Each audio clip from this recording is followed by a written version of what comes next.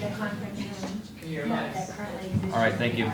Good evening, everybody. Welcome to the Village Trustees regular meeting for Tuesday, August 27th, 2019. Please join me in the Pledge of Allegiance. I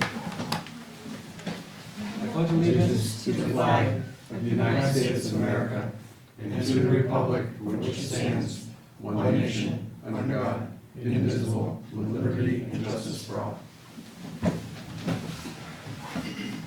Okay, are there any agenda additions or changes? One change, business item 5A, we're going to pull on another agenda.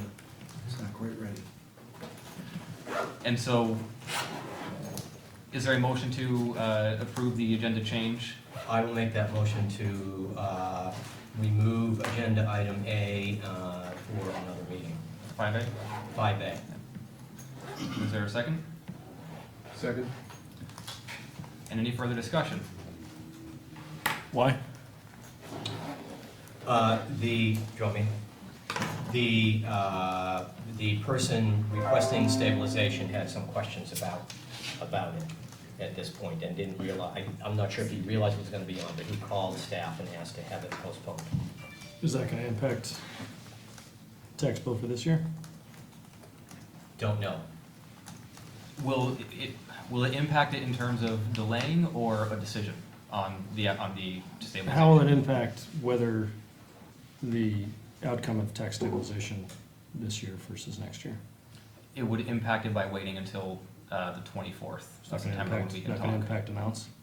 If, in a worst case scenario, what would happen, I'm assuming, is the individual would pay the bill and could then be issued a refund for the paid amount. Okay.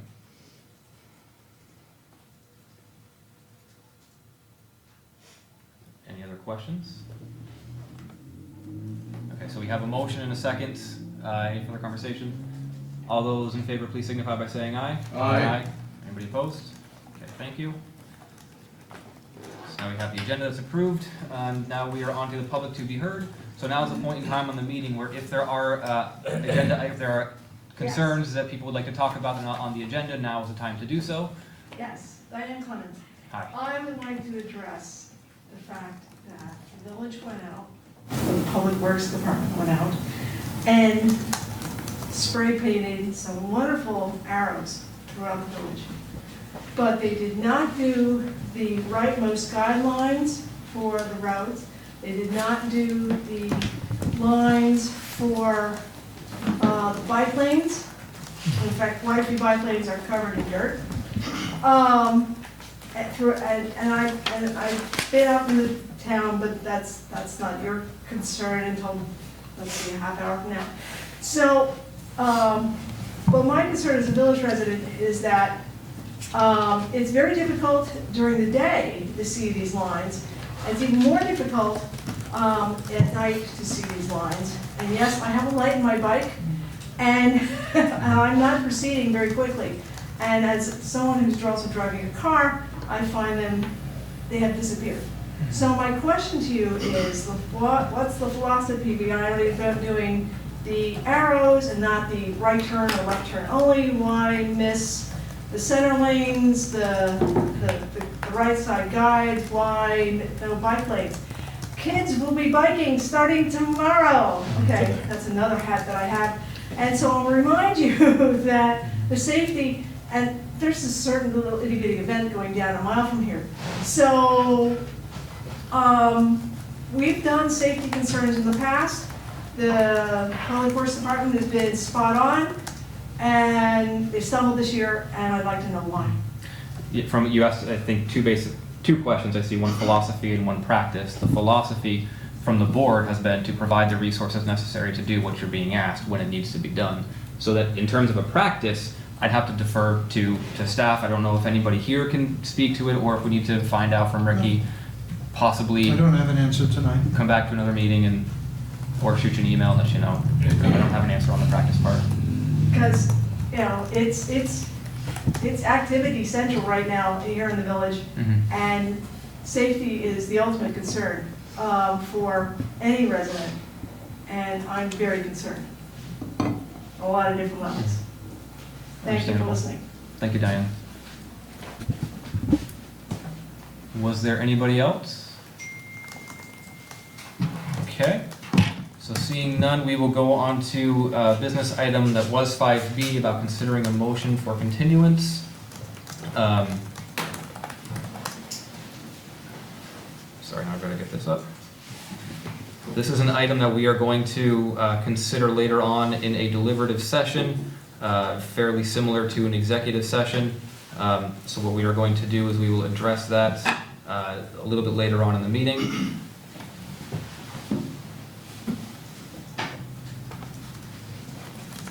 And I'm sorry, I'm losing internet connection.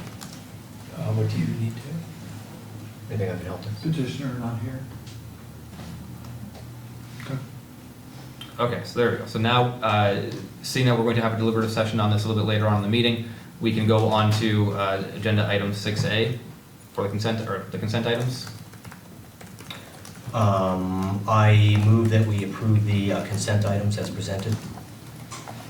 And is there a second? Second. Any further discussion? So there's just a quick correction in the minutes. Oh.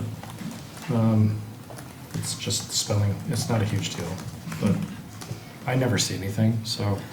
On page two, in section B, FEMA is spelled wrong. I got that. You got that one too? It's spelled correctly in the next line, but it's FIMA in that sense. That's it, that's all I got. So that's page 2, part B? 6B. Yep. Yep. Okay. So does somebody want to amend that motion? Yeah, I'll amend my motion to approve the consent items and with the correction as noted by Mr. Chow. And Dan, I think you seconded. Do you accept that? I think he seconded. Yes, I Raj accept that. Sorry, yes. seconded it. Yep. Sorry. Okay, so that's been seconded. Is there any further discussion on the consent agenda? All those in favor, please signify by saying aye. Aye. Anybody opposed? Thank you. We have the reading file. Any board member comments? One very quick comment. I think we have been, we're closing on 6 months now, down 2 members of the planning commission. Charter says we have to appoint a planning commission. It says nothing about how we seek out members to appoint. And so I think the usual route of going front porch forum isn't working, and I think we're gonna really need to look at some other ways. I would like to recommend that staff put together a list of people who are on volunteer committees with their contact numbers, because some of them might be interested in, perhaps the trustees could go through the list and start talking to some other people, because 6 months now we're at a point where we're going to handicap the development review process. It's a good point. I know that I've had a conversation with one person who I was anticipating to have submitted an application or a letter of interest by now, and then I hear there's another one. Yeah. So that, while there's some interest, definitely getting more to have a nice qualified pool is nice. Yeah, okay. That's just a suggestion, that's all. Yeah, I think it's a great suggestion. If staff could do that, that would be great. Good. Kind of coincidentally, I was just going to say that this is not in response to Diane's comments from earlier, but I was happy to see that work was progressing on striping crosswalks and the mid-street markers. I think maybe we've added some of those. I think they're tremendously useful, and I was really happy with Public Works for making some progress. I was wondering if they were going to get finished, but I did want to just kind of say that I thought with everything else going on, they were progressing really well, and the mid-road markers are really helpful. Nice addition. And it would be good in general if there were a schedule in terms of when painting, striping, when that was going to happen. If that is something that could be made public, or even, yeah, that could be made public, would be helpful, so that we would know.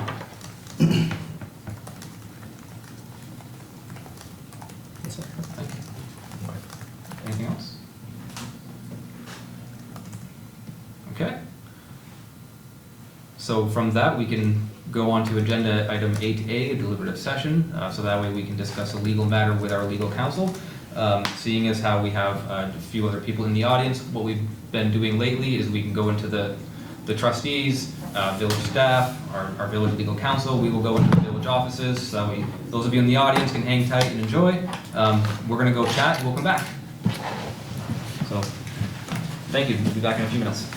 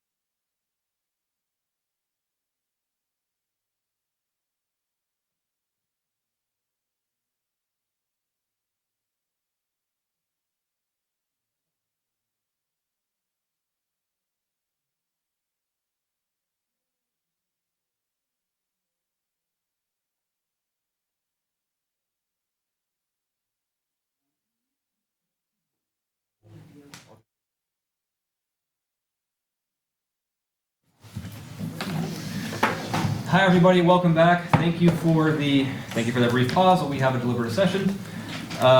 Based on information from our attorney, we have discovered that there has been a notice issue in the condemnation process and need to make sure that all property owners are properly noticed and able to participate in the hearing and heard in the hearing process. And as such, I would ask if someone would like to make a motion to rescind the necessity order and cancel Thursday's compensation hearing. So moved.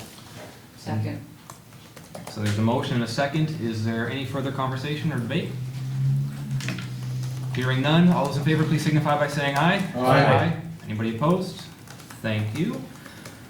And as I get back up to the computer, that looks like that is the end of our agenda. So we will take a brief recess while the select board joins until our joint meeting at 7:15. Thank you.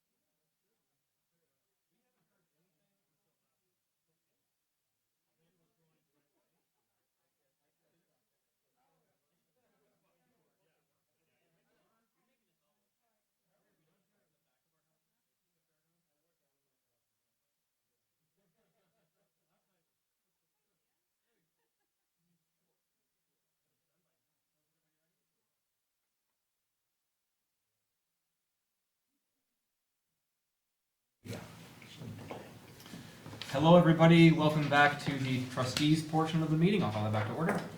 And I will call the Essex Select Board meeting to order. Thank you for joining us. Happy to be here. Are there any agenda additions or changes? There are none. Excellent.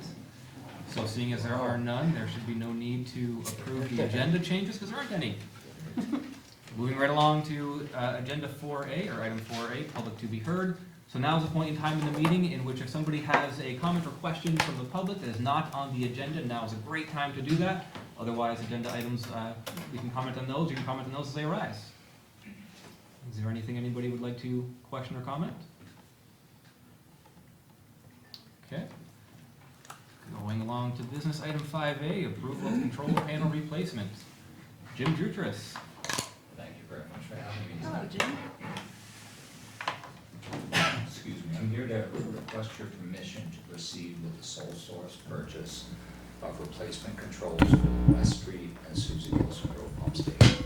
I'm asking both boards simultaneous, this is very efficient here, to get approval to proceed in this direction.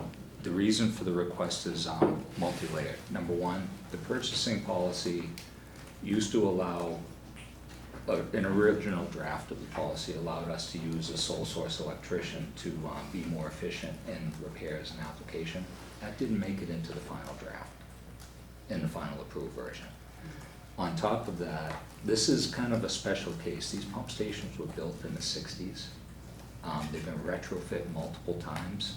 This is almost a design build with somebody knowledgeable of the system as opposed to a package where you can specify it and have somebody supply a complete unit ready to go and operate.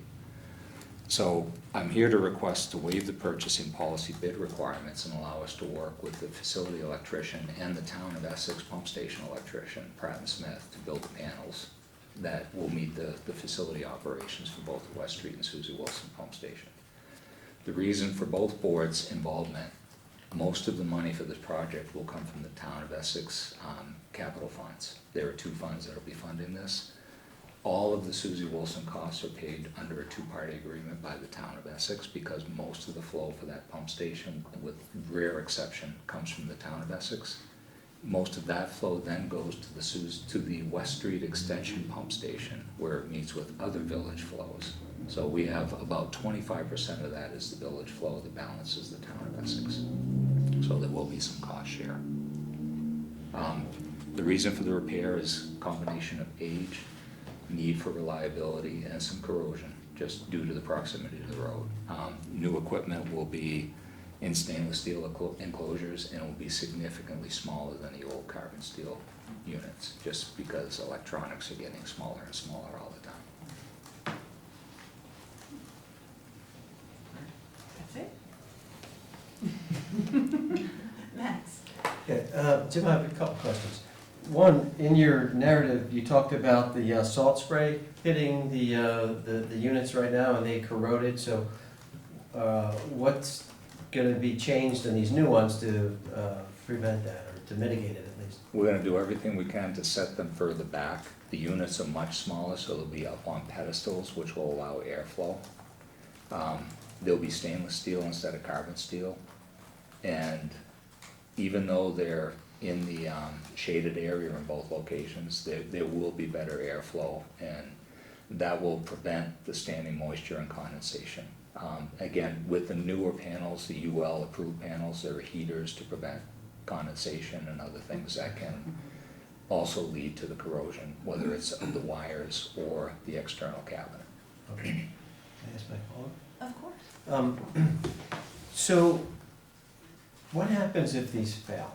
What would the result be? So if we went with somebody that isn't as familiar with these and they built something and it failed, what would the consequence be?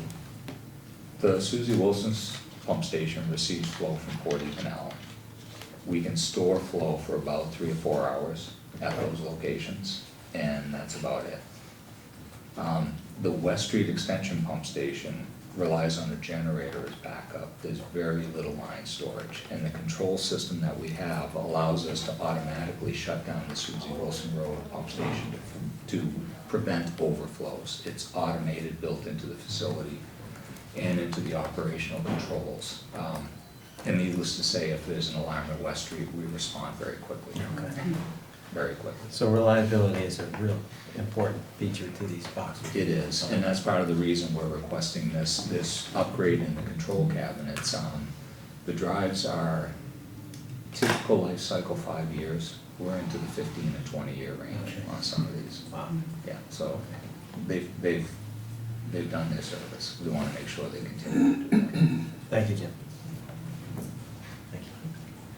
And going forward, Jim, should the systems need more attention, you know, Pratt and Smith will be able to, like, in the future, if we need to do an upgrade again, would you still be wanting to go with Pratt and Smith, or are they going to do something so that more than one company might be familiar with what they're doing in the future? I think in the future, a lot of the pump stations are a little more canned with existing drawings.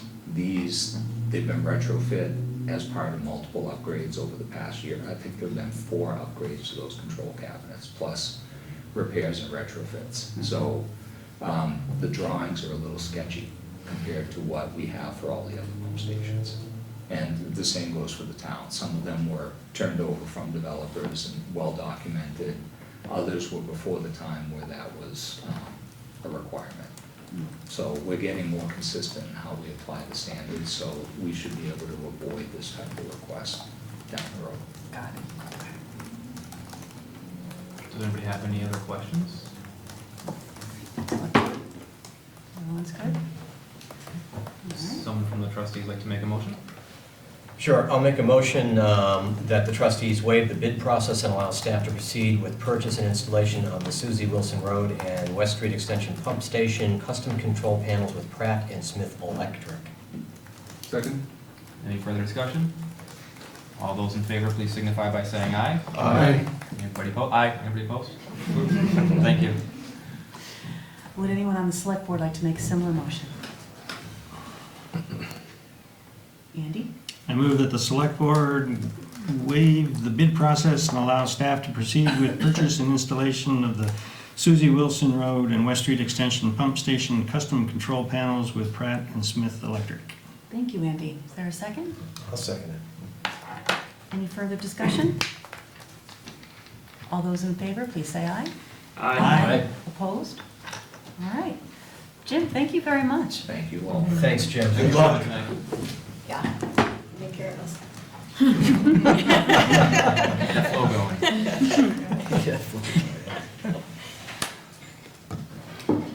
Okay, next item on the agenda is 5B, update from the governance subcommittee.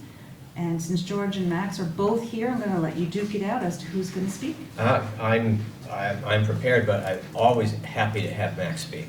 Please, George, proceed.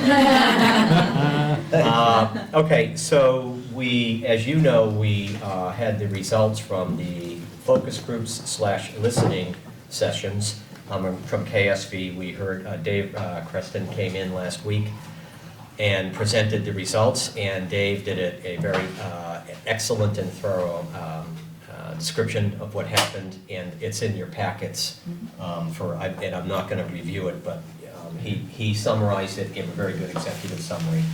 So I'm going to just do a quick summary of the executive summary and then just tell you where we are right now. First of all, Dave said, generally speaking, the tone for all 6 sessions, people were generally positive about merger, generally positive about the concept, some doubts, some concerns, lots of questions, but not a lot of negativity. Generally, people have positive comments to say. One of the consistent questions, however, that kept coming up was, why are we doing this? Exactly, why did they keep doing this? And why now? And, well, wait a second, I thought we rejected this back in 2007, and why do they keep bringing this up? And I think we batted that around a little bit, and it wasn't really clear. It's not clear if the message that we're putting out about why we're doing it isn't getting through, or if it's getting through, but people are hearing it, but it's still not explaining what, or telling them what they want to hear. So that's a challenge going forward.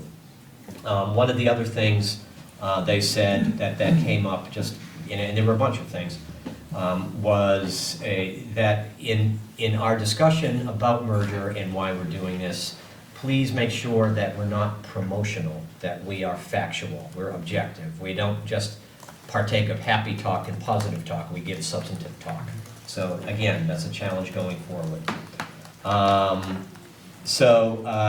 One of the other highlights was people generally felt positive about phasing in tax increases, but there's not a lot of certainty about how we're gonna do it. People weren't sure what special districts meant and what do you mean phasing in and how is that gonna work? So generally speaking, phasing in tax increases is not a bad idea, but there's confusion about how we would do it. One of the other issues that came up, not all the time, but enough for Dave to take note, was people are connecting development, and I'm assuming controversial development in the Essex Town Center and in the Village Center. They're somehow connecting that with merger. It's very, when given an opportunity to speak in open public sessions and discuss local government, it's something that comes up in their minds. So that's something that we'll be needing to talk about, exactly what does consolidation mean for development, and really how is it related and how is it not related, I think is probably more important. And then one of the other ideas that he was surprised that came up, not in a lot of the groups, but I guess in a couple of the groups for a little while, was people had some questions about a mayor. Should we have a mayor? They had questions about what does a mayor do, and should we be talking about that? I'll just summarize again what Dave said. What is the major benefit of merger? People were asking at the focus groups. What's our overall vision? They want us to be specific. It came up frequently, what are the cons? Are there bad things that happen if we merge? It can't all be good. Is there something bad that's going to happen? Maybe we need to discuss that a little bit. He also said that generally a lot of people said they just felt exhausted by this subject either way. But none of us were on any of the focus groups. None of us were on it. Next, equalizing taxes. Generally, some people said it would make us all, if there were was just one tax rate across the whole community, it would make us all feel more unified. Phasing in tax increases is preferable to all at once. And maintaining quality of services, basically keeping service levels where they are, is crucial, and we need to be communicating them. So I think those were my takeaways from it. And so I'll now defer to Raj and Andy and Max if I left anything out, anything that struck you.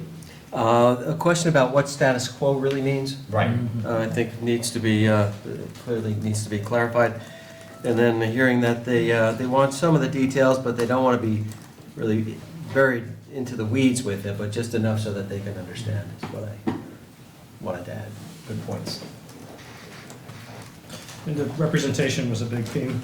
Right. Wards, there was a desire, it seemed, across the board for some kind of ward representation. So we're discussing how to probe that, and how to define what that means for the community.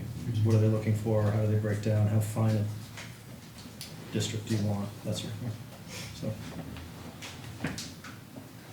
Andy, anything? Yeah, the other piece of that was the acceptance of a tax increase as long as it came with representation.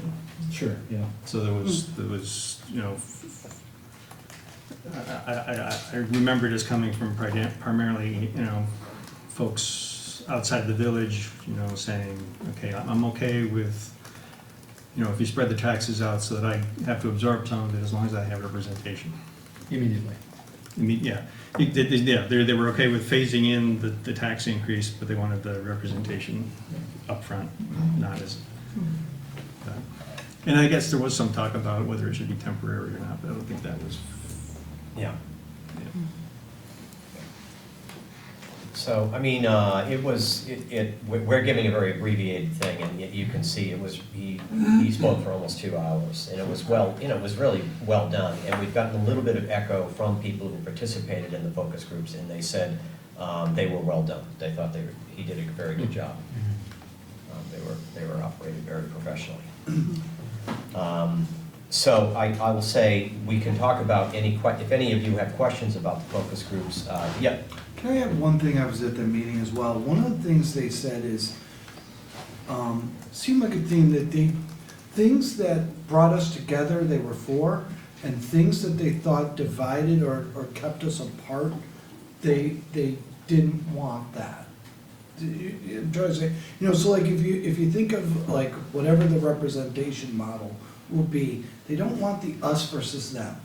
They want to be more thought of as we're doing, together, not just separated by departments or, but together. We're doing this, governance together and we're one community together. Right. That, I don't know how to say that as well as you guys have been able to do that, but that was one of the themes. They did want the taxation to be, equal and however long, they'd like it to be done sooner rather than, but in general, they didn't want to see things that pushed us apart.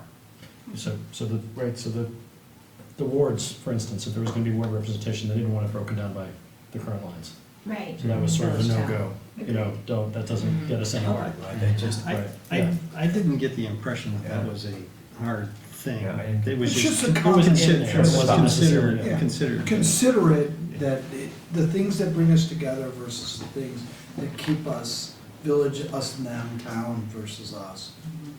That's, but otherwise, everybody else's comments were dead on.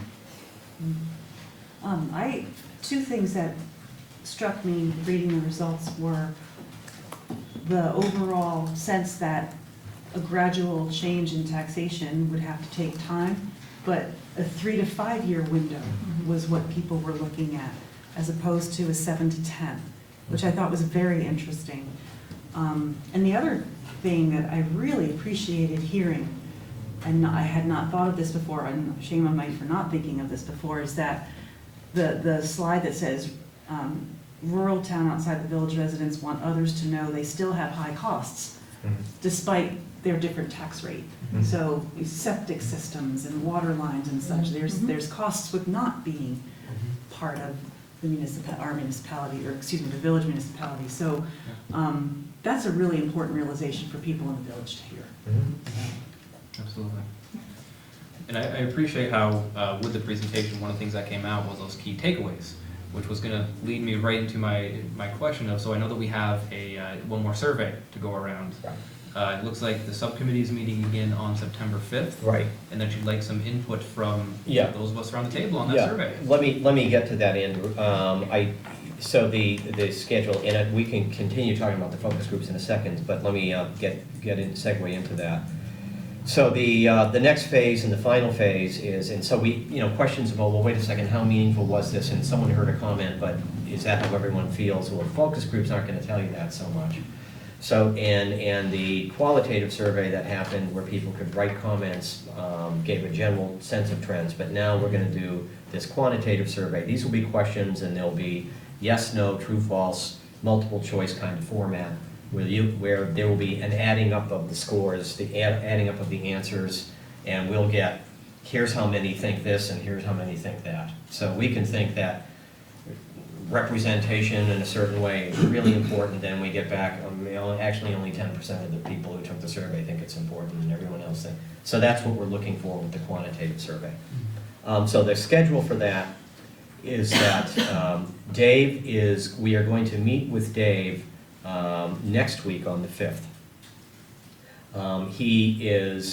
The four of us are supposed to have been sent him, or are going to be sending him, what we think, individually, our questions that we think should be on that survey. But Dave also felt confident enough at this point that he's been through this, that he can create sort of a backbone survey that he thinks reflects all the questions we've been asking over and over again with the other stuff.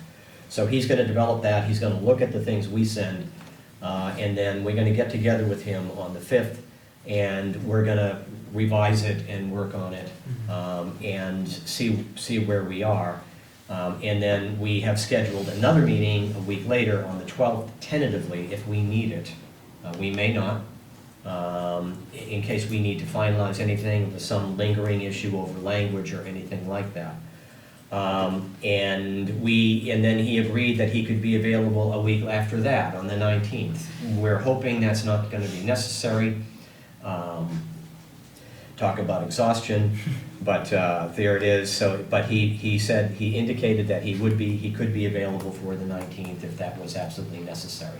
So what I would like to say is that when we, on next week on the 5th, when we get through our session and we have a pretty good handle on what's going to go into the survey, I will have staff send out copies to the rest of you so that you can look at it and make sure that there are no incredibly glaring, mistakes or burning questions that you think should be on there that we omitted, so that you can get in touch individually with staff and put them in there. And then if we meet with Dave again on the 12th, we'll finalize it and make sure those go in there. Hopefully that won't happen. Hopefully we'll be comprehensive.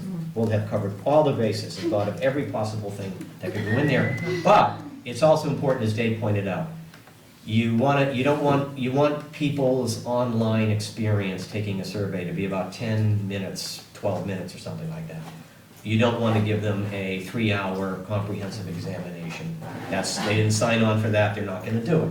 So it's a contest between, trying to be comprehensive on the one hand and brief on the other. So we all have to keep that in mind. So with that, that's the idea.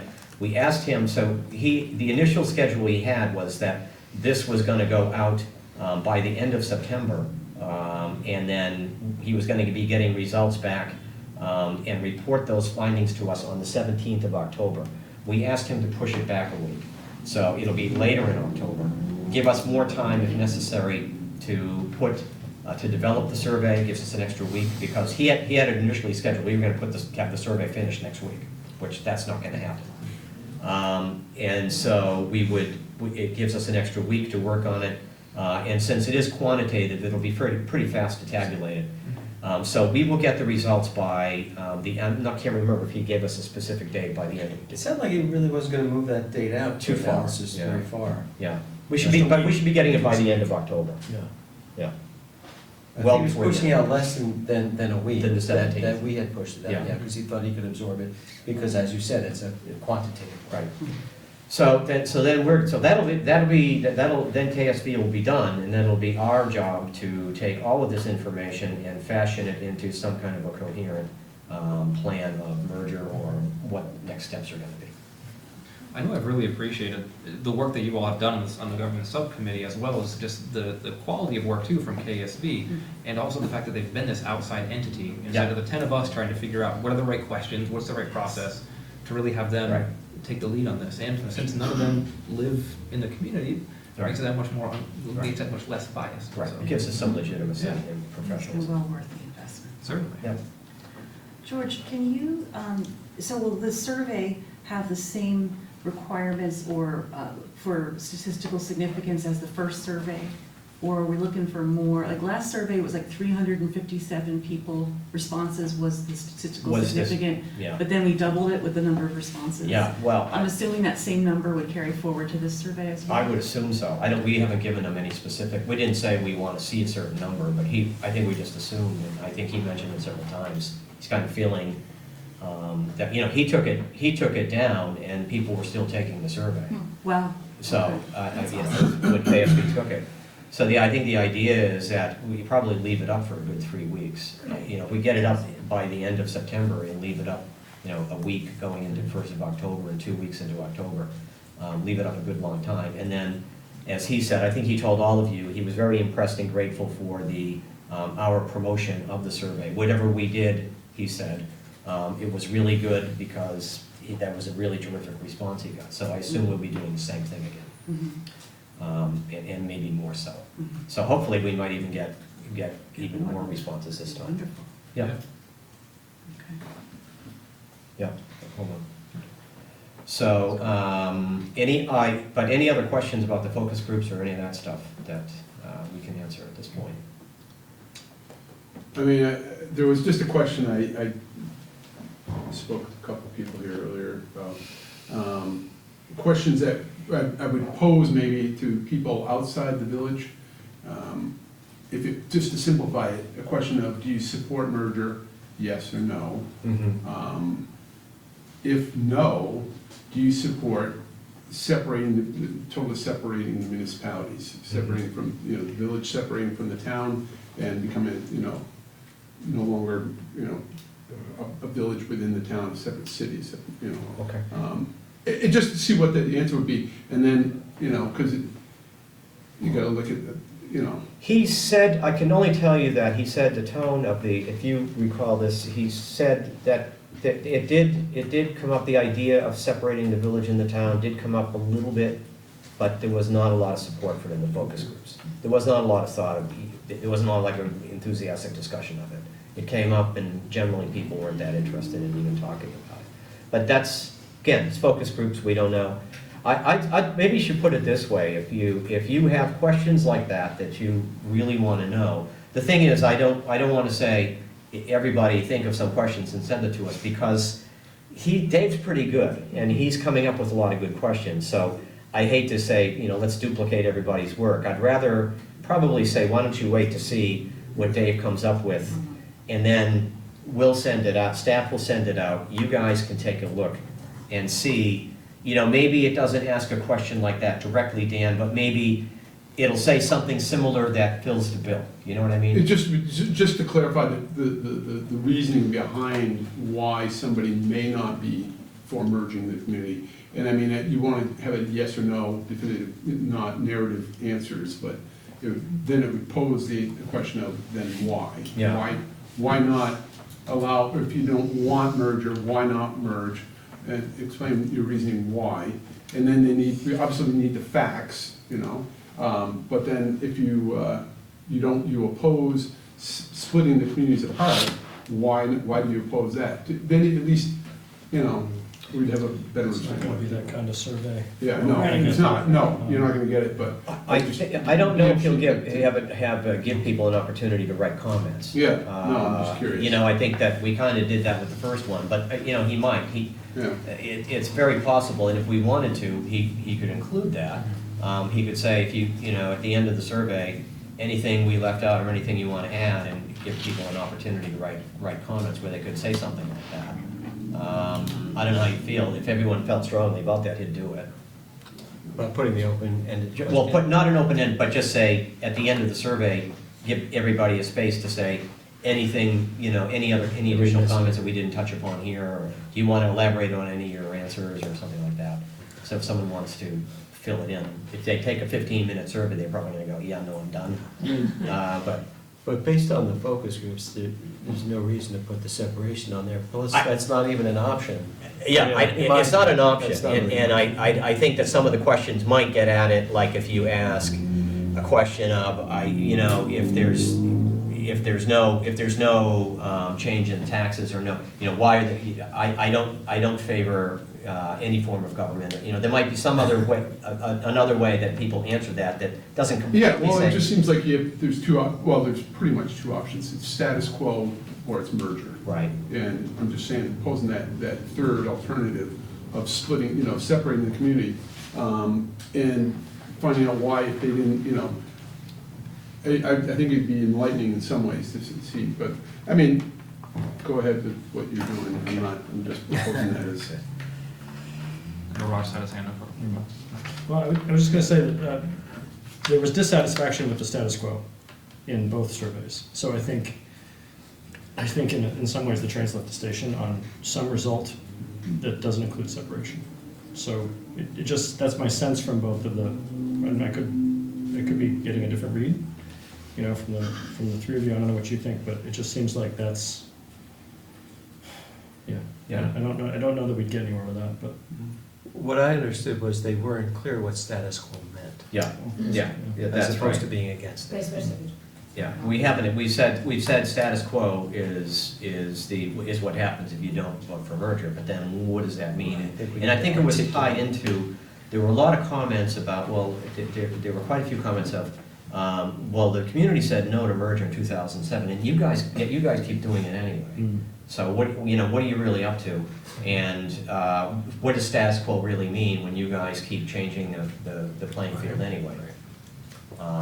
So that's something, again, we're gonna have to talk about. Not in the survey, but we're gonna have to be a little more clear, transparent about, I think we're pretty transparent, but probably not as succinct as we need to be.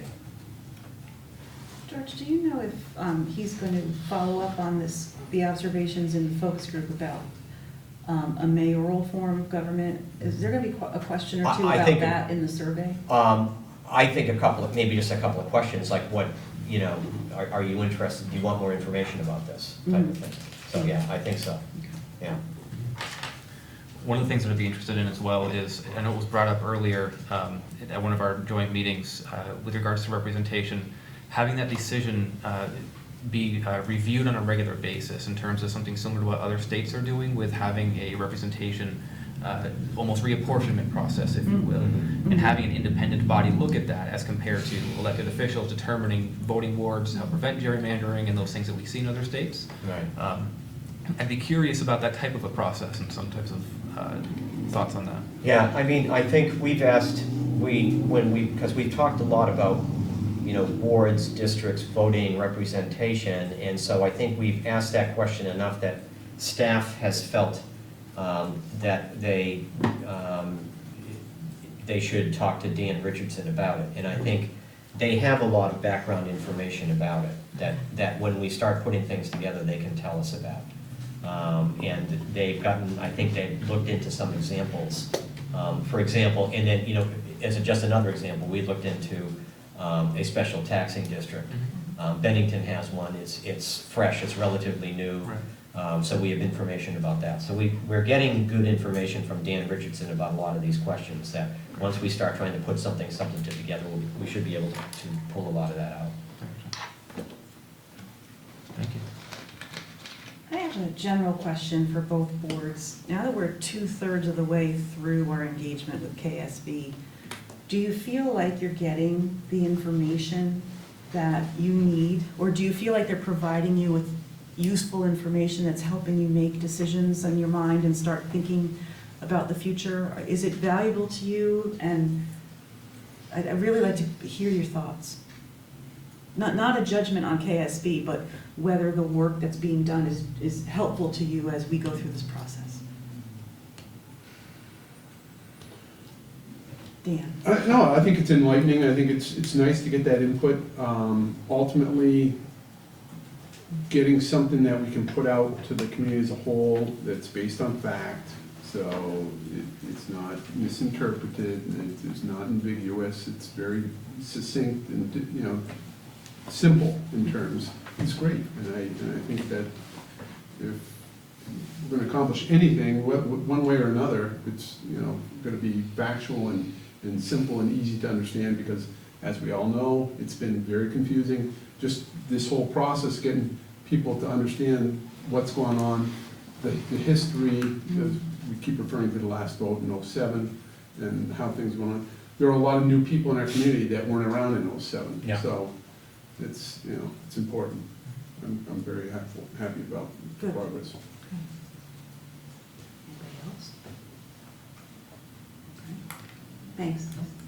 Ann? I had hoped for a higher volume of participants, and, but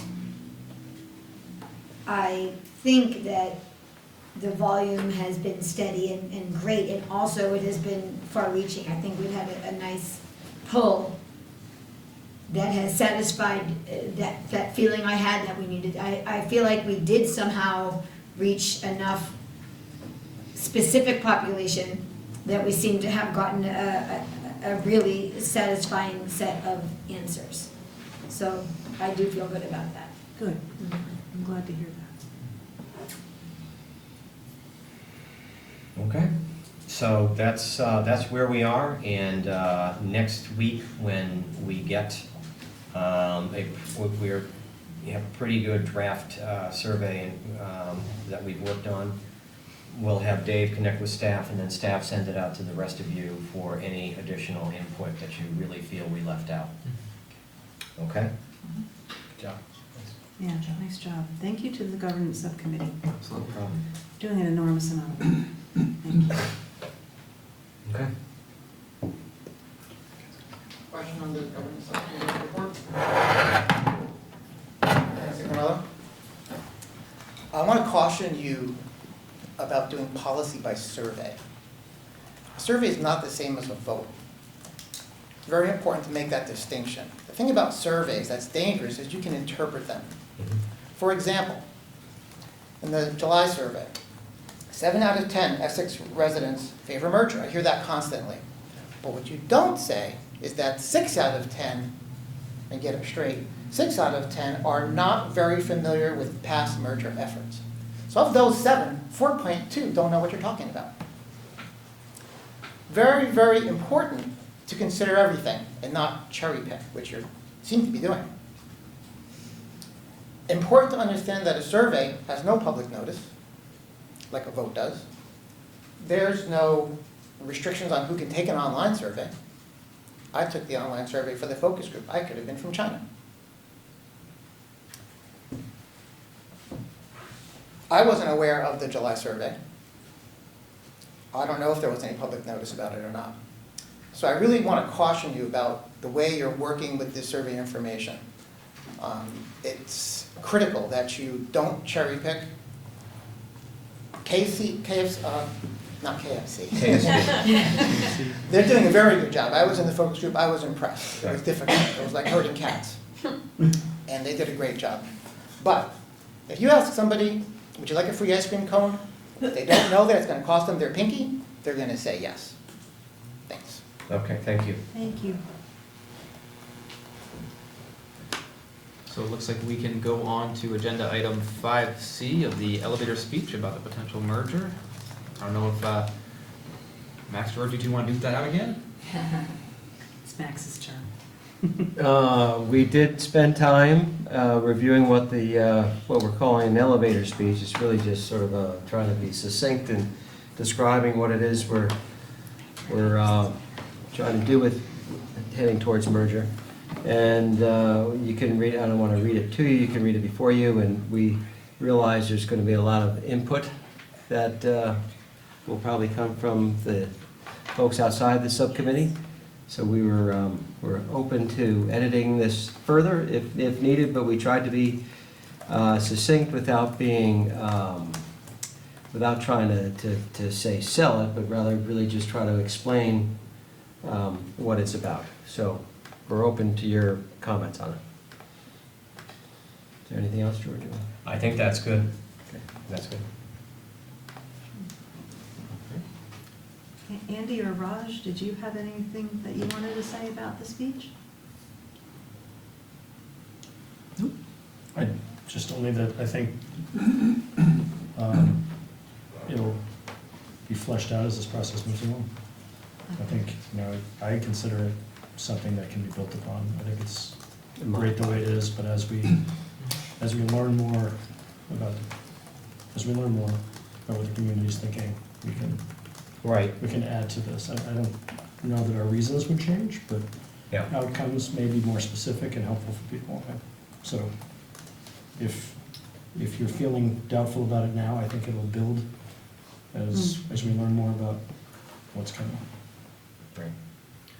What I like about it too is it is very much in line with where we are now.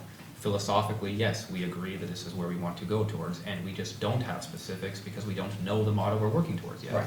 So I greatly appreciate, I feel the same with you, Raj, that this really is something that can grow and evolve as our understanding does as well.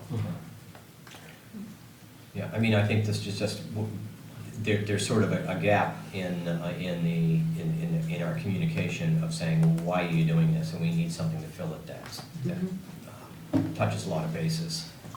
But it's also can be a work in progress. As Raj said, we can revise it as we get more specific about what we're doing. So is there gonna be like a contest to see who can memorize it first? Yes, everybody's required to memorize this. I forgot that. And but you only in an elevator can you say it. You have to present it at the fair. There you go. So I either memorize this or avoid elevators. There's a building with an elevator in it right there, we can go practice. All right. Is that the only elevator in town? It In might, the village? well, maybe, 181 Main. No, there's one in the library. There's actually lots of. Oh, right, library too. Okay. Any other, I don't mean to make light of it, but. received, no. Any other thoughts or comments on the elevator pitch? Annie? I'm really sorry, we started having a side conversation about the spelling of the word premiere. Spelling of the word what? Premiere. Is it First French? paragraph. In the first paragraph, bottom word on the left. Is that the spelling of like a national leader I versus believe putting we an want E the on the E on the end? end. So but I do apologize because I meant to just read, and then and then we didn't. We could probably fix that. I think that it can be spelled either way. But- If you'd like it to be. Oh, is that you? All I didn't words. know who it was, I was just The apologizing words for did my it, not me, but. I was just apologizing for not raising my hand. I believe Oh, it you is. did, okay, Can you so. repeat the question, please? that you Were there asked? any other comments or questions? We will check this, we will check the spelling of Premier. It's fine either. Yes. Andy, did you still have more? Yes. By the way, this is great. I really, it rings true and comfortable, and it's great. It's well done, and obviously a lot of work went in. I wonder if we should take the word, is this the kind of thing I can be saying right now? Absolutely. Of course. That's what we're asking. So I feel great about everything, the only thing I'm thinking besides is whether or not overcome challenges might be better than overcome the challenges, because when I read that, I was like, oh, where are my specific challenges? I think we're talking about ones that we will and do face, so maybe the word "the" coming out would, but anyway. That's a great edit. I agree with that. Yeah, sure. And the fact that I'm picking on those two things and then I'm done, No, that's good. I'm really quite That's good pleased. stuff. Because I would go further, but I feel this is great. Okay. Patrick, did you put your hand up earlier? Yeah, it's a really minor quibble, but I'm wondering if it might be worth just talking it or saying it out loud in my head, so I'm, sort of verbalizing it, because we know that the issue of equal representation is a very sensitive one. And in the second paragraph, the second sentence, we are still figuring out how to best provide representation to the entire Essex community, et cetera. That seems like that's a statement that, these boards alone are going to be deciding that, because in the next sentence, we then say we're looking for feedback about what they seek in a merged community. The way that that's kind of set up, I'm just wondering if people are gonna look at that and say, oh, it's just you board guys who are deciding the representation issue. And then you're asking us to provide feedback about other things that we want. It's just, again, like in my head, I'm just like wondering whether or not that's significant enough to justify maybe we're asking for people's feedback about equal representation as well. And it may, like I fully admit, it could be so minor that maybe I'm just overblowing it in my head, but just kind of the way that it's one of those is a statement and the other is immediately followed up by a request for information, just might not sit well with some people. Do you have a thought as to what a change may be? No, I don't. I thought I'd put the hard question out there. Thanks for that. Right. Okay. Annie? Is it any? Only language-wise to help Patrick's concept. I don't have a strong feeling about it at this moment while I'm still working on what Patrick said. But could the sentences come together in some fashion that are more useful, like while work continues, while our work continues for how best to provide, we That's a seek good way to put it. so that it's married. What about we are exploring a merger, including figuring out? I mean, ultimately, I think some of the thought behind this was a proposal has to be presented that's final, Right. right? But totally get what you're saying. It could be simply pull out representation and make it an overall governance proposal. Or some wording like that, pull out, an overall, while we're still How to best crafting structure our proposal for what a merged community would look and how it would look and function or whatever. We can only do that with input from, Yeah. from the community. Well, we could Then say it's clear. something like, we are still figuring out the best representation model to propose to the community for representation. I'm sorry, the best model models to propose to the community for representation and for taxing everyone equitably for our municipal services. How about that?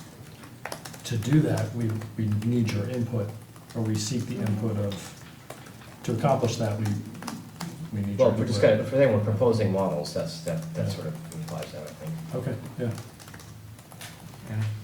I wonder if the work, instead of we are figuring out that we call it work and that we share the community.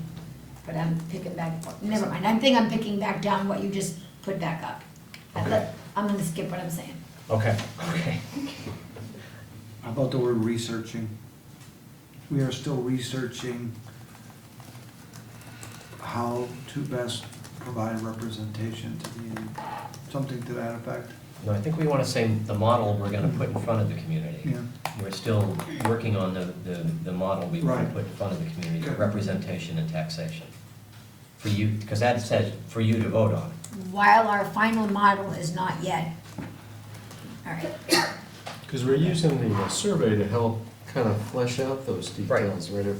So I kind of hear what Patrick's saying. that- Yeah, I think the important thing would be to put in here that part of providing this representation is that we are relying on the feedback right.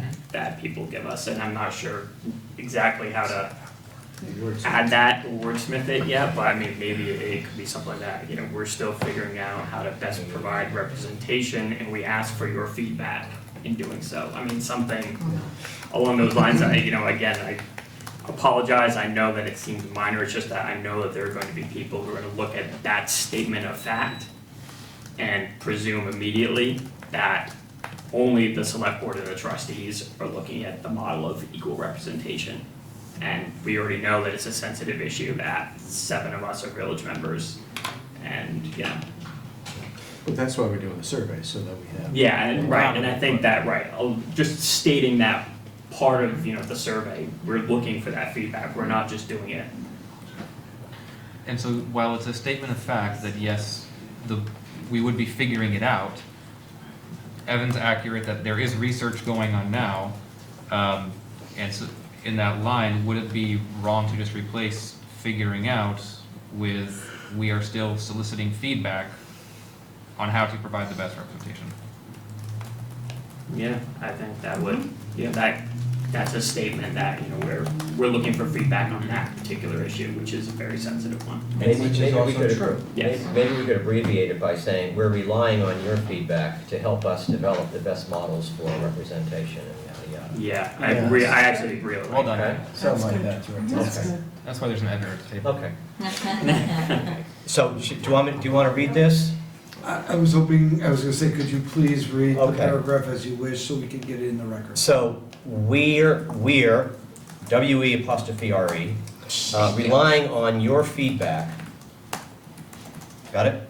To help us develop the best models for representation and for taxing everyone equitably for our municipal services. Good? Instead of your, should we say residents, to be clear who your is? Sure.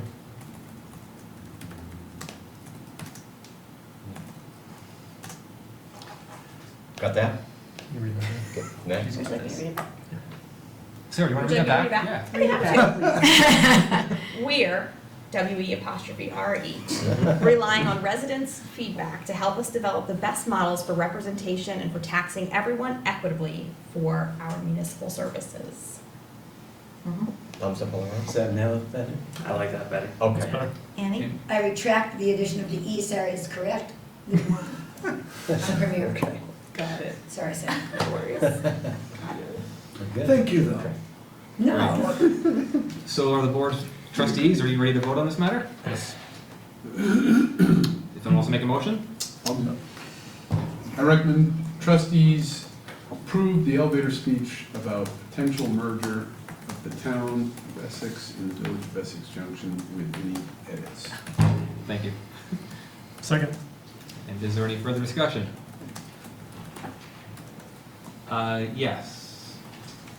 I don't want to Here's help a- you too much, or be too lengthy. Hang on just a quick second, Ken. From a There's a procedural motion. standpoint, with the motion on the table, in order to have public comment before we vote, the person making the motion would need to retract it, or let us finish out and then say it after. Right, right. Normally, what the select Yeah. board does is when a motion is on the table and it's been seconded, we complete the vote, and then there's commentary if necessary. Or you can allow it now.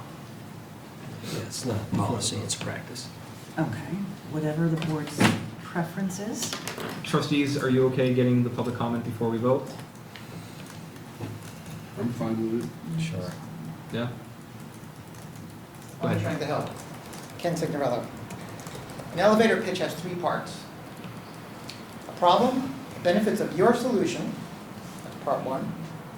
Part two is a differentiator. Why is your solution better than some other that might be competing? And finally, an ask. You ask somebody to take an action. That is in the pitch that you've got. At the very end, you're asking for feedback. But everything else is very muddy. Before you approve it, I'd suggest you consider what the basics of an elevator pitch really are, because I don't think yours hits the mark. Thanks. So, trustees, Can I comment on? you are more than welcome to. I don't, we're calling this an elevator speech. It's not, I mean, I think we're getting into semantics here on what this is. And it's just informational to the people that we represent, to try and get feedback. Call it another speech, call it something, I'm not getting hung up on this, so. Any further discussion from the trustees on that motion? All those in favor, please signify by saying aye. Aye. Anybody opposed? Thank you. Select board members, would anybody like to make a motion? I move that we elevator speech about potential merger of the town of Essex and the village of Essex Junction with any edits. Thank you, Pat. Is there a second? I'll second. Thank you, Annie. All those, any discussion? All those in favor, please say aye. Opposed? All right, thank you. And again, thank you, Governance Subcommittee, for your work on this. Yeah. Takes a long time to write 2 small paragraphs, doesn't it? Our last business item, 5D, is approve revised joint meeting schedule. Sarah, would you walk us through? Certainly. So back on April 9th of this year, we moved from each board meeting individually twice a month and the joint board meeting once every other month to each board meeting individually twice a month and the joint board piggybacking on the first select board meeting and the second trustees meeting. That's the update. I think you're all familiar with that. It has been 5 months of that, just about, and we wanted to come back and suggest that maybe it's time to review and do something slightly different, and are interested in the board's feedback. Staff has put together a proposal that would suggest that we hold only joint meetings twice a month, with the ability to do individual business before or after around those. But we are open to suggestions and we're interested in getting everybody's feedback on how you think it's going and if we should continue this way or make a change at this point. Comments? Annie? I know we talked about this once before.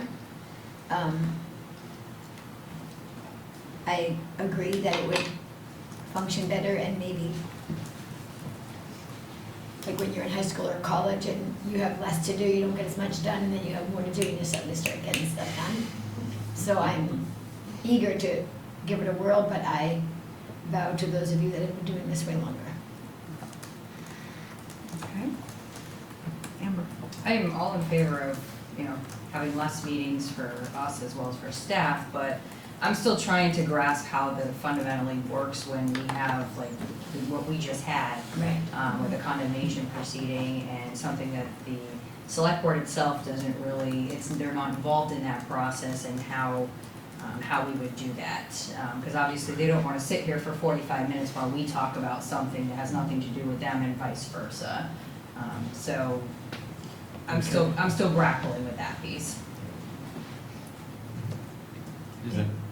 Just to comment on this, agree with Amber on this, anything to reduce the number of meetings we have, but along with the whole thing of issues like the condemnation issue that we dealt with earlier, their first meeting, venue may have to change because this room is not large enough. When we're gonna start doing this kind of thing, the amount of people, the potential is there for a much larger audience to be heard, and I think we really would have to consider, maybe changing the venue from this to 81 Main, because this one really doesn't. I agree with Amber too. I feel right now, there's already kind of a backlog of village-specific stuff that is just not making it onto the agenda. I mean, I brought up earlier, planning commission. We have we're down 2 planning commission members, and it really is something that we need to focus on. And I have, like the joint meetings, I understand the necessity of it, but I think that, I just don't know how this works. And there's a bit of a pressure, as we said, when we have a condemnation hearing and something comes up and something else comes up and we anticipated it was going to be 20 minutes. Well, actually, we need 45 minutes. And then we're kind of under pressure to get the joint meeting going, but we want to make sure we give village-specific stuff the thorough vetting and hearing that it deserves. So I understand where you're coming from. Personally, I'm willing to whatever, but I'm concerned about how it would work and I'm sure, look at what you're doing with your firearms stuff in the town. We have a firearms ordinance in the village, just can't shoot a gun anywhere, that's it. I don't know why you don't do that, but, makes it real easy.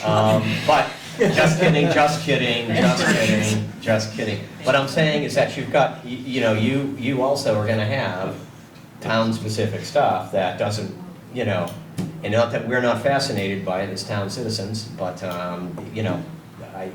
so that's my feeling. I don't have a definitive answer for you, but I've got those concerns. Again, happy for fewer meetings. I have a couple of little concerns. Little concern is starting at 7, because we tend to go late as it is. But I understand other people have other needs than in your meeting, we have to flex. But again, there's things that I was kind of hoping we would be trying to bring up over the course of a year or two, and I see a lot of that already drowned out by merger. And I don't know where that, without having separate time for the trustees to get together, I don't know where that emerges at all, if ever. And I'm all for merger. I'm on the governance subcommittee. I'm feeling like if the details work out, it's a great idea, but I don't think it can swallow everything. So that's where and I feel like it is. It's kind of taking the air out of the room. So. No, you haven't. And I just occurred to me, just talking about this, and look what we're talking about. We're talking about creating a unified government that's going to be everybody. And look what at least we're saying here, and I'll bet the select board could say the same thing. Think about it. The board that we're anticipating or considering creating, all of these things that we're talking about, that's all not going to go away. That's all still going to be here. Firearms ordinances, condemnation hearings, all that's not going away just because we merge. So think about that as we head into this, what kind of a board you're going to want and what kind of meetings you're going to want, because this is telling us this is a big community. This is a big place. Essex has really grown, and there's a lot of issues out there. So I'm not trying to draw any conclusions, but just keep all this in mind as we anticipate a consolidated government. We have to consider that all of this stuff. You're going to have a a government that's gonna be able to handle all of these things.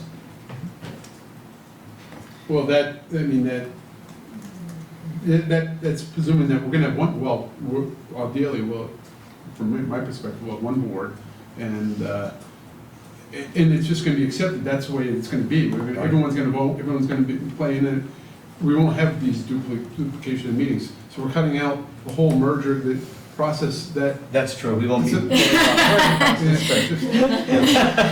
Good point, Dan. Makes sense. Wipes off half the agenda. We meet once a month for now. Yeah. And I'm not gonna know what to do with ourselves. Annie? I think, right, and it will all be layered, and I think the layers will come together and the values have to be spoken for and things have to be addressed. And as I understand it, there is space made for the parts where, if I understand from the schedule clearly, there's space made for the separate things to happen. And, there are gonna be times that we're all just gonna have to just take a big swallow and sit through several hours, but not with regularity. I hope, Pat? I'm not sure that's the case, because once we add 10 people, I think it's very regularly going to start, because you have double the opinions. Yes. These meetings are very regularly, probably gonna start running 10:30, 11 o'clock, I mean, I've seen it. And firearms, yes, but we also have the leash law, Yes. dog that we're gonna be looking at, which is gonna be another big, extensive, lots of people Noise. topic, right? I mean, I'm just wondering if it might be ambitious starting November for the 2 meetings a month. Even with just those two alone, I think are going to dominate multiple meetings. Matt? I appreciate looking at seeing how we can reduce the number of meetings, because being on the subcommittee too, I mean, that's a lot of meetings. And the staff is going to way more than what I do. So I don't want staff getting burnt out either. So I appreciate the idea of looking at how can we do this better. But we need to be careful too that the elected officials don't actually discuss policy or about things that the voters didn't approve us to do. For example, the select board shouldn't be ever in your discussion in the village about your development programs, right? That's not what we were elected to do. And village, shouldn't be talking about the Essex Free Library and what we do there, because you weren't voted to do that either. So we just need to be careful. And if we have joint meetings and there's a town-only issue or a village-only issue, the other board should be just like a member of the public and really not participate fully. I mean, just as a member of the public, I think. But getting back, if there's some other alternative that we could come up with that could allow these other issues that are on the back burner, but they're not too far back, and how we can get those to the front to work on, I'd be up for hearing an alternate solution. As we get to the point where we're approaching with the government subcommittee, I'm wondering if we need 2 joint meetings a month. I mean, as we approach November, will we need to be, my understanding with the joint subcommittee meetings, the joint committee meetings was to facilitate keeping everybody abreast and to prepare to meet should this pass. And make decisions. And make decisions together as they're needed with speed. So if we approach a point with the governance subcommittee where we're finished with a lot of the crazy quick work and now we're trying to craft the actual proposal, there's fewer decisions that need to be made. So maybe what we need to do is just back off one of the joint meetings and leave it as is. Or something, some iteration of that, instead of trying to meet jointly twice a month, we meet once twice a month and find some middle ground. Did I say that right? Jointly once a month, or something like that. Because I'm not sure some of the things that I have in mind that I was hoping to have a discussion with some of the village trustees over time in the community can be done in 30 to 45 minutes. So, once or twice a month. Yeah. Back to me. Sarah. All right. Sorry. I have 3 comments on the comments so far. The first is any items that either board is interested in that feels like they're just not getting on the agendas, please write them down and send them to the president or the chair so that staff can have them. We have a work list. It's a beautiful Excel spreadsheet. And it has a tab for the select board, a tab for the trustees, and a tab for the joint, and it has layered year over year what was on each agenda, so that we don't forget things. Well, 1 year over year, we're getting there. And it's planned out for the entire year. I have very little planned out for the trustees' agendas. So from my perspective, I don't see anything that's on the back burner that's not being addressed from the village side of things. I just let Greg handle the select board side of things, and Evan, of course. So these things, please queue them up so that we can get them planned out amongst the work that staff has to bring to the boards. Thank you. The second is, Pat, to your point, we don't envision the total hours committed decreasing at all.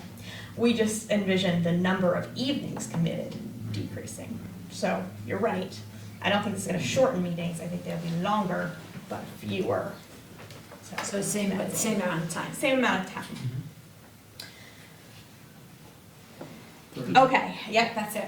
Raj, and to your point, I think in addition to meeting more frequently jointly to address, with the governance subcommittee and everything, from the staff perspective, more and more of what staff does and what staff has to bring to the boards affects both boards. Okay. So which is another reason why twice a month is really nice. So, and in particular, moving into budget season. So on September 9th, you can anticipate in your reading packet a preview of joint board budget goals that we're going to be talking about at the end of September, and sort of an introduction to some taxation plan ideas. And as we move into budget season, there's going to be stuff that crosses over. So Jim's presentation this evening was another example of something that was just taken care of because we were meeting jointly instead of going to 2 meetings. So I think there's some play there, so maybe we meet jointly once a month at the beginning of the month, and then if staff has something that needs to go at the end of the month, they have to go to 2 meetings, or can wait and they go to 1. You know, I think that what we're really looking for, this is a suggestion. There are any number of ways that this could work out, but trying to continue with this, our ability to get answers and get issues in front of both of you in rapid succession and as efficiently as possible, but without, having us all move in. Yeah. No, those are my 3 points. If I can just add one thing before you do, Evan.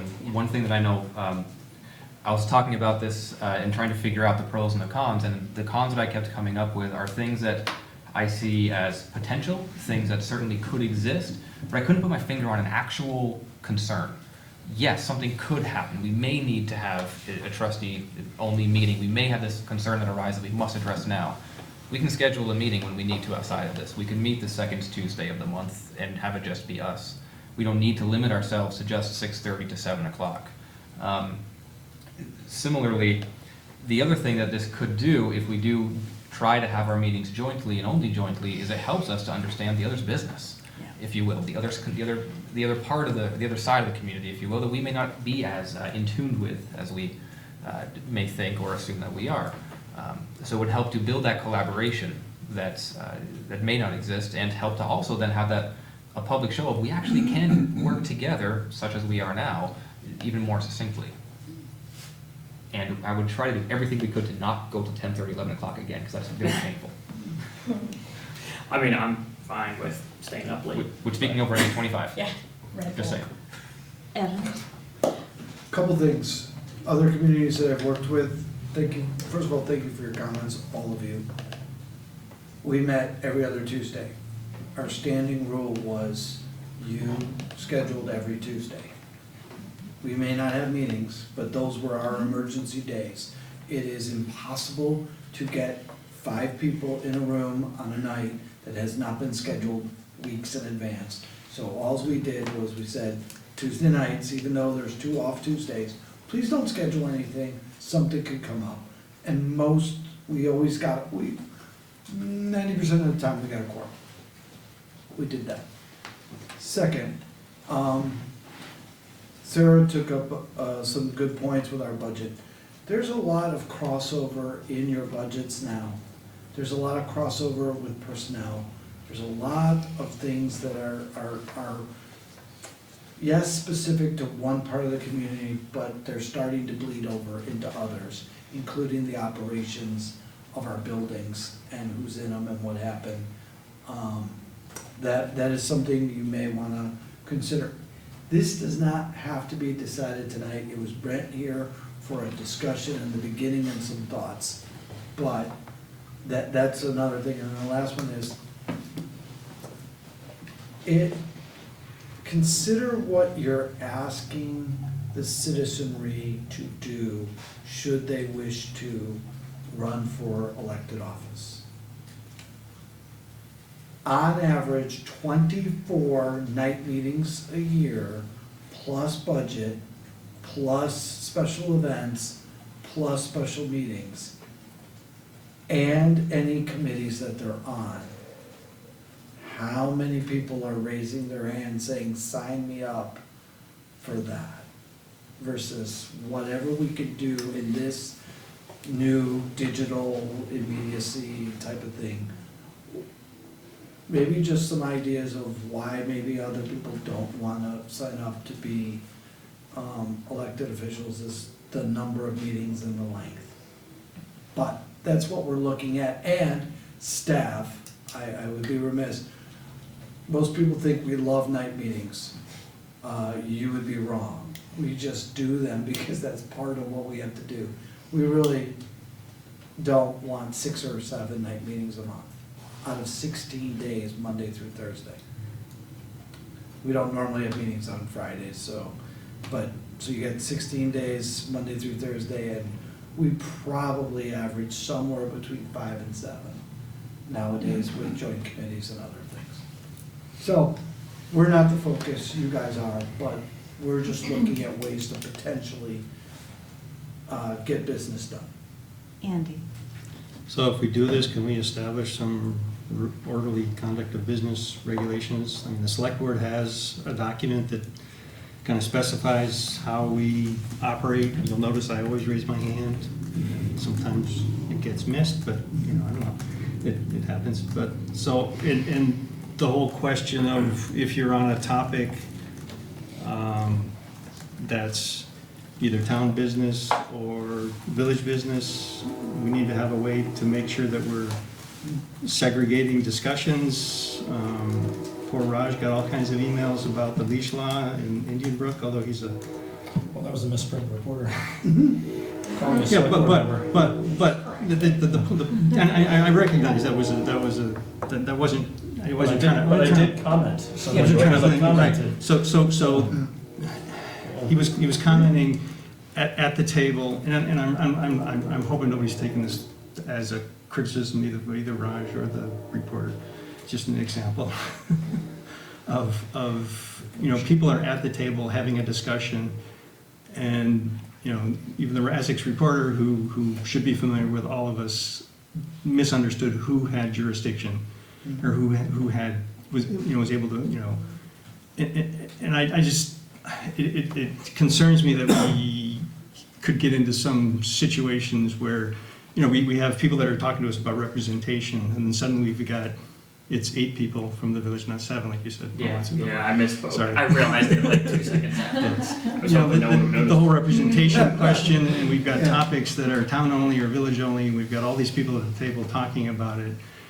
If this is the only forum that we have those meetings in, I'm concerned about not having one board at one side and one board on the other, so it's easy to tell who's talking, who's got jurisdiction, who's allowed to talk during certain points of the meeting. Those are the kind of concerns that I would have with all these joint meetings. And I also don't want to hear about trustee complaints about their website. I don't care. Kind of, you know. And I know there are some issues that people are passionate about, and that's fine. But there are in listening to those comments aren't going to prepare me to be a future board member. I would just, you know, push not to talk about that topic, leave it to staff. But anyway,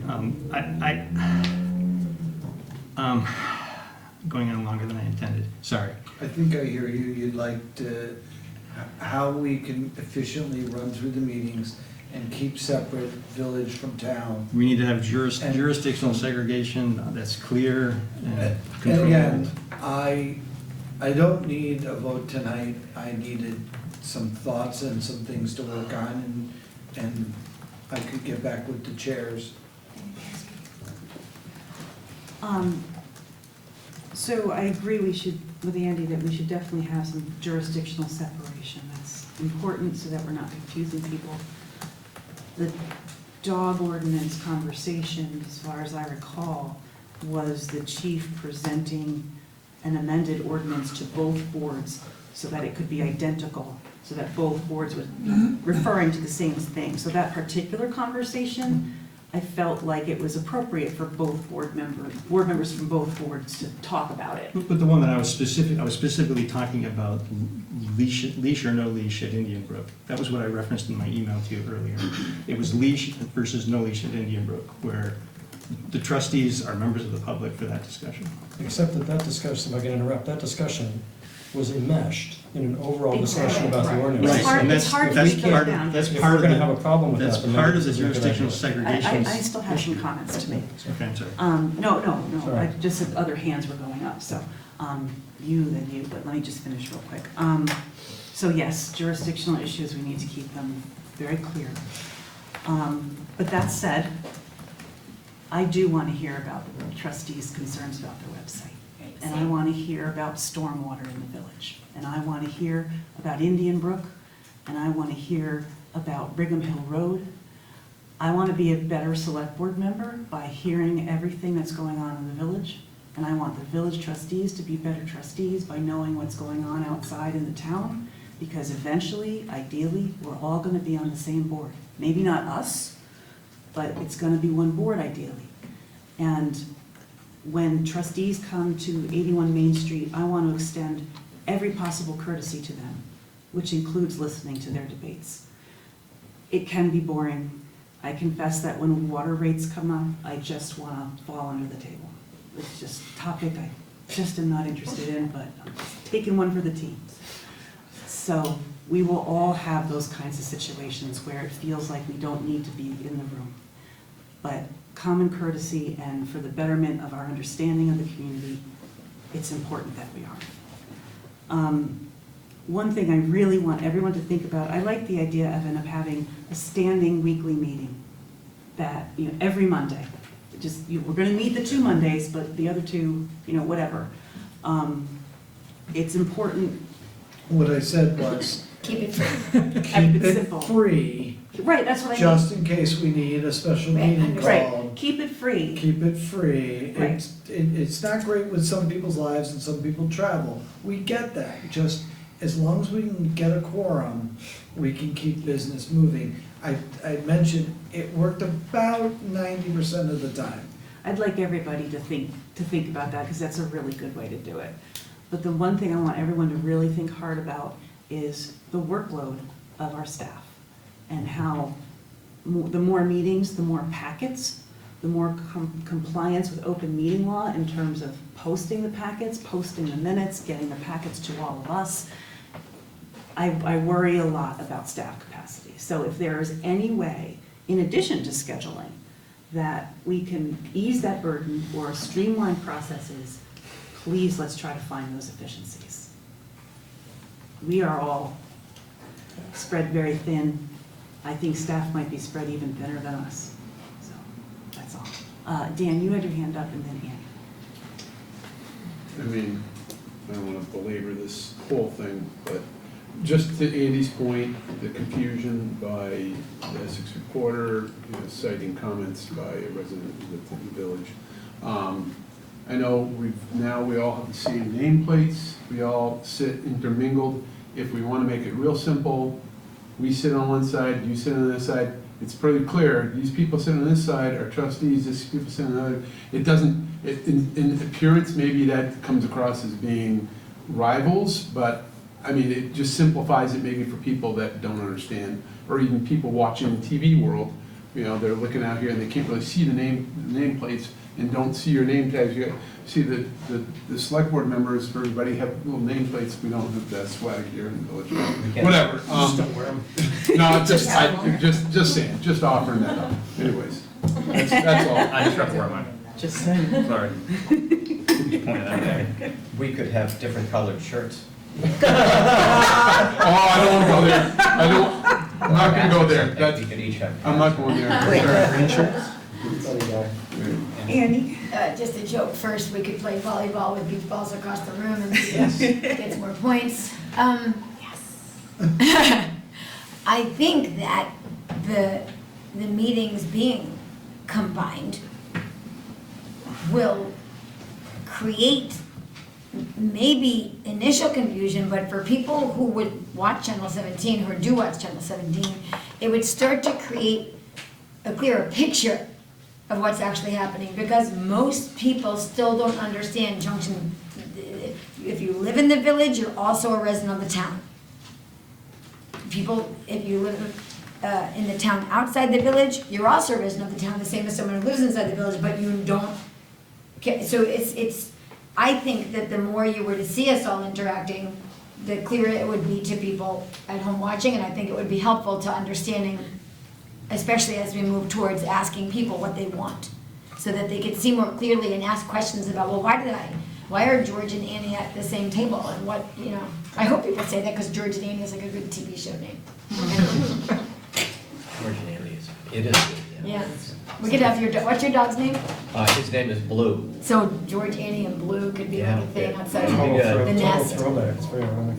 Yeah. Yeah, we could sit outside the nest, George could hold on to Blue. I'd love to talk about this more, but I don't want to digress too far. We're getting all kinds of good ideas about this, Andy, and how this Andy and I could, that would work. But let's keep on topic.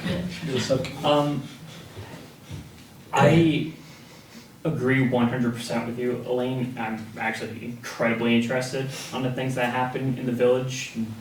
Not the website, but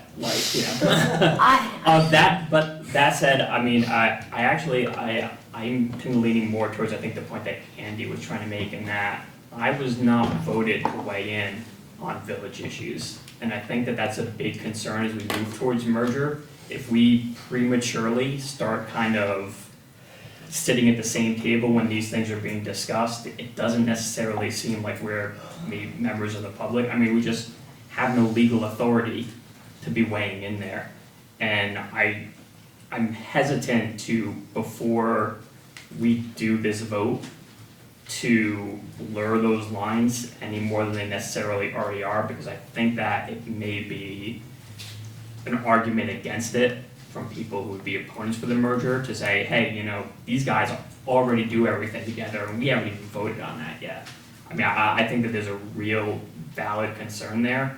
I mean, just even from a legal perspective, I mean, I don't know, when we have these joint meetings and we have joint issues, great, but, when there's not a joint issue, but we're all sitting at the same table, how am I weighing in when I'm just technically a member of the public on certain issues and not on others? And I think we need to be really careful about that, because that's ammunition that can be used against the merger vote. It can be ammunition that could be used against us as individuals. I mean, I'm worried about how that mechanism would happen. Okay, thank you. Those are good points. Evan? Oh, I'm just saying, the point is that you still do your own business for, like home court. You get to go first, then you do joint. When you're in the other person's court, they go first, and then you do joint. And really, the stuff that is just village stays village, the stuff that's town, outside the village stays town, and then when you have joint stuff, it is the second part of the meeting. It's exactly like tonight. The village went first, it went a little long, and now we're in joint meeting. But we need to, the idea is we start doing it several times and just keep getting through business. Again, we started this a while ago because staff had to go to the village board and then the select board with an item. If the village, let's just say the village board said, oh, that's wonderful, we don't have any corrections, you're all good. Then they went to the select board and the select board changed it. The staff had to come back to the village board with the changes that the select board, and if then the village board said, no, we're not interested, we liked it the way it was, it goes nowhere. We need things, we need you to be in the same room to hear it and figure out what's what many more times, and it's getting deeper and deeper especially in budgets. So, just, again, I like this conversation, I don't know if we're coming to anything tonight, but we could certainly bring this back on another agenda for a complete, after we get some thoughts. Andy, you had your hand up. I was just gonna say that it wasn't clear to me when this was originally presented that we were talking about using the same format that we use now. I think That that's wasn't clear at all. a to- discussion point, that something that was- could be discussed Yeah, in the it's, bullets. For discussion, the Yeah. first 34 minutes could be for home court government. Yes, well, it specifically says though, joint board 7 PM, joint board 7 PM. Right. So I read it Yeah. as all meetings are everybody here at the table, regardless of the topic. You Well, you gotta sit. whichever way works best, if this way is working, it's fine, it's just, we just bringing this through because we're struggling with the amount of meetings, I'll just be honest with you, Yeah, I hate to say it, told you so. Well, Get out of here. no, I don't think you, I'm okay with it. We understand, we got it, and it's a marathon, not a sprint. Yeah. But, there's just a lot that we do every day, and it is preparation of meetings. And Raj, I hear you, there are things we are not getting to, or would like to, and the time is very short to be able to do research, get a meeting, get the right staff in the right room at the right time, and keep doing everything that we're doing. It's I think the lengthy discussion shows a general consensus that we're kind of not okay with what's presented here. I wonder if we could table the action on it and ask staff to come back with something very specific. okay. Because there are some really good ideas discussed in this conversation. And then perhaps if the board members have had time to think about it, we can come back to the table and perhaps make a decision. Can I add one last thought? You're talking about the board, but you might want to consider staff, and I think we'd probably be interested in hearing some radical rearrangements for how staff handles board meetings, if you want to, if that might help on your end. If you had, I can't think of any offhand, but if you put your heads together, maybe there's some other way of dealing with it as well that would relieve pressure on you guys too. Okay?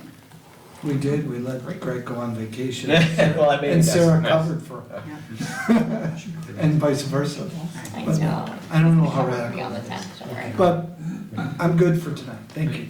So that I sounds, appreciate the conversation. well, we thank you. Yes, thank you for continuing to help move us forward. And that brings us on to the consent agenda from the trustees. Is there a motion? I'll make a motion that we approve the consent agenda. Second? Is there any further discussion? All those in favor signify by saying aye. Aye. Aye. Opposed? Great. And on the select board, is there anyone who would like to make a motion to approve the consent agenda? I move the select board approve the consent items with comments. Is there a second? I'll second. Thank you, Annie. Any discussion? Andy? So the line item says approve use of infographic, it's not a discussion about the content anymore? Is that the I case? think if we're going literally, then yeah, that would be true.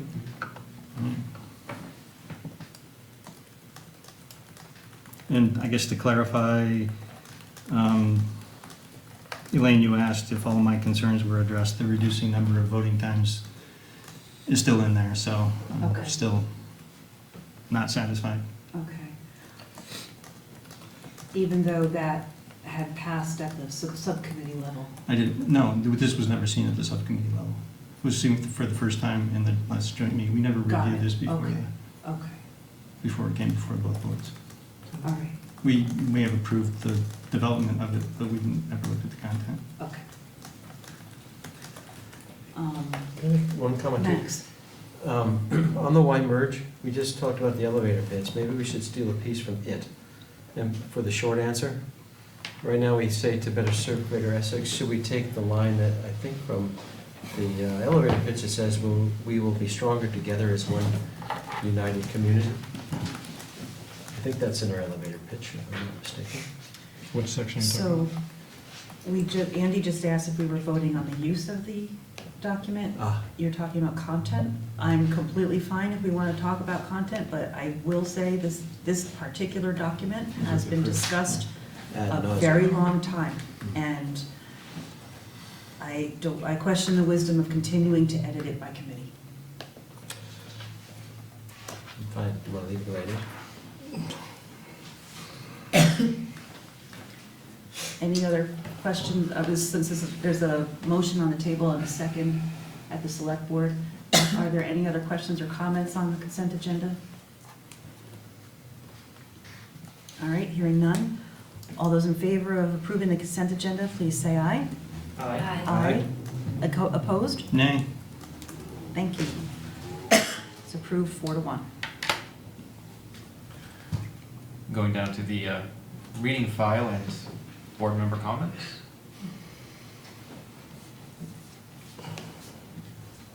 Unusually, I have nothing to say. Anybody? Anybody trustee select board? No, nothing? All right, we can move on. Maybe just one quick comment. We had a staff member who went on maternity leave Yes, it's from Lincoln. We're a bit short-staffed for about 12 to 13 weeks. So please bear with us. We will do our best. And congratulations to the family. Yeah. I guess I'll say, hope people notice the 3 rapid reflective beacons that have gone up around town, Hiawatha, West Fairgrounds, and over here at the Nest. I'm calling it Main Street Railroad.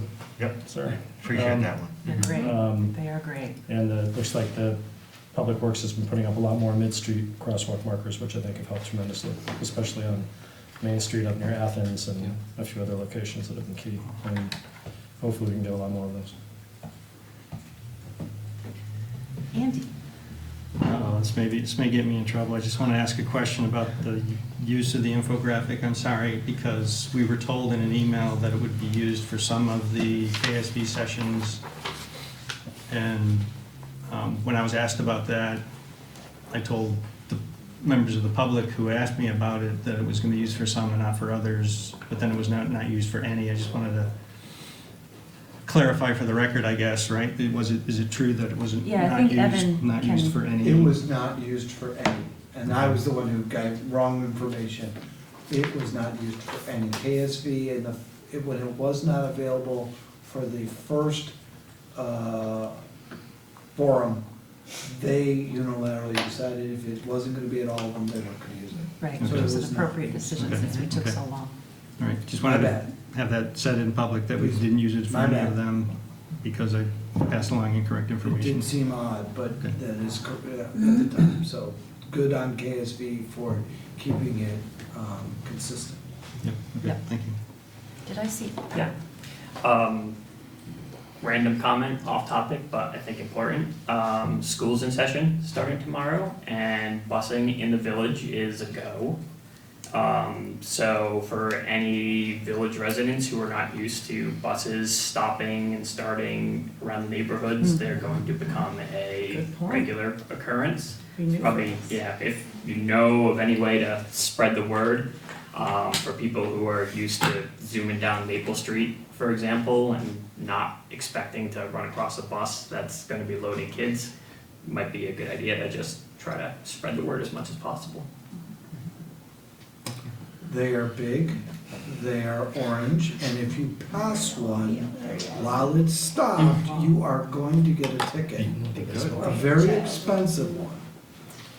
Hopefully, that's all you get. Yeah. We're doing our best to try to load only on the same side of the street to minimize the actual crossings, but that's not a universal case. So just, something to watch.